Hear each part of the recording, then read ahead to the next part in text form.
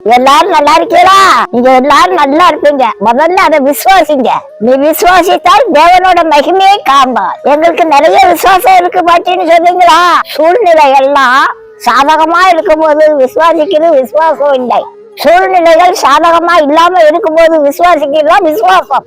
எவீரோட மகள் உயிர் ஊசலாடிட்டு இருந்தது. ஏசப்பா, என் வீட்டுக்கு வந்து என் பிள்ளை உயிரை காப்பாத்துங்கப்பா அப்படின்னு கெஞ்சினாரு.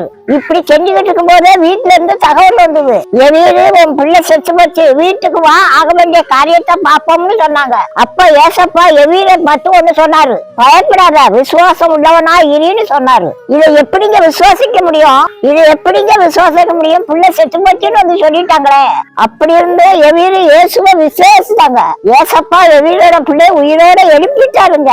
விசுவாசிக்க முடியாத நேரத்திலேயே விசுவாசிக்கணும். அவங்களுக்கு பேர் தான் விசுவாசி. உங்க வியாதி தீரும்னு நீங்க விசுவாசிங்க. உங்க பிள்ளைகள் பாவத்துல இருந்து மனம் திரும்பும்னு விசுவாசிங்க. உங்க கடன் பிரச்சனை எல்லாம் மாறும்னு விசுவாசிங்க. சொந்த வீடு வாசல் கட்டி நல்லா இருப்பீங்கன்னு விசுவாசிங்க.